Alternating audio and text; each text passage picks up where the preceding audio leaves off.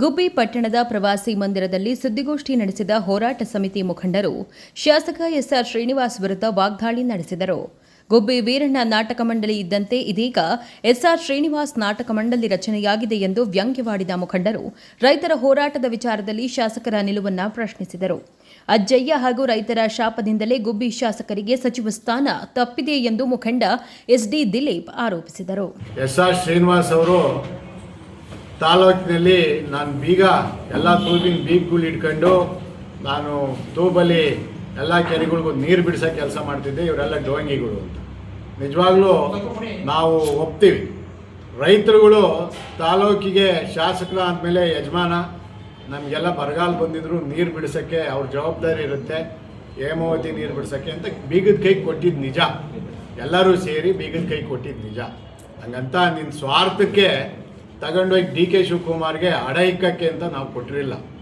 ಬೀಗದ ಕೈಗಳನ್ನ express kennel ನೀರನ್ನ ಏನು ಅಡ ಇಕ್ಕಕ್ಕೆ ಡಿ ಕೆ ಶಿವಕುಮಾರ್ ಅವ್ರಿಗೆ ಕೊಟ್ಟಿರಲಿಲ್ಲ. ಒಂದು, ನೀವು ಮಂತ್ರಿಗಿರಿ ಮಾಡ್ಕೋಬೇಕು ಅಂತ ಇಡೀ ತಾಲೂಕು ಜನ ಹಿತಾಸಕ್ತಿ, ರೈತರ ಹಿತಾಸಕ್ತಿ ಮತ್ತು ಏನು ನಮ್ಮ ತಾಲೂಕಿನ ನೀರನ್ನ ಡಿ ಕೆ ಶಿವಕುಮಾರ್ ಅವರು ಬಂದಾಗ ಡಿ ಕೆ ಶಿವಕುಮಾರ್ ಅವರು ಬಂದಿದ್ರಿ, ಉಪಮುಖ್ಯಮಂತ್ರಿಗಳು, ನೀರಾವರಿ ಸಚಿವರು ಡಿ ಕೆ ಶಿವಕುಮಾರ್ ಅವರು ನಾವು ಹೋರಾಟ ಮಾಡಿದ್ಮೇಲೆ ತಾಲೂಕಿನಲ್ಲಿ ಡಿ ಕೆ ಶಿವಕುಮಾರ್ ಅವರು ತಾಲೂಕಿನಲ್ಲಿ ನೀರು ಬಿಡಿಸಲು ಬೀಗದ ಕೀಯನ್ನ ಕೊಟ್ಟಿದ್ದು ನಿಜ.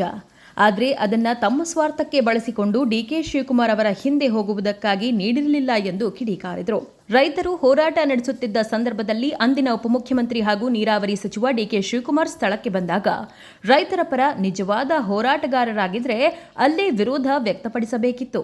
ಆದರೆ ಆಗ ಮೌನವಾಗಿದ್ದು ಇದೀಗ ಮಂತ್ರಿಗಿರಿ ಸಿಗಲಿಲ್ಲ ಎಂಬ ಕಾರಣಕ್ಕೆ ಲಿಂಕ್ ಕೆನಾಲ್ ಕಾಮಗಾರಿ ವಿರೋಧಿಸುತ್ತಿದ್ದಾರೆ ಎಂದು ಆರೋಪಿಸಿದರು. ನಿಜವಾಗಿಯೂ ಹೋರಾಟ ಮಾಡುವುದಾದರೆ ಅದನ್ನು ಸ್ವಾಗತಿಸುವುದಾಗಿ ಹೋರಾಟ ಸಮಿತಿ ಮುಖಂಡರು ಹೇಳಿದ್ದಾರೆ. ಆದರೆ ಬ್ಲಾಕ್ ಮೇಲ್ ರಾಜಕಾರಣದ ಮೂಲಕ ಡಿಕೆ ಶಿವಕುಮಾರ್ ಅವರನ್ನ ಸೆಳೆಯುವ ಪ್ರಯತ್ನ ನಡೆಯುತ್ತಿದೆ ಎಂದು ಆರೋಪಿಸಿದರು.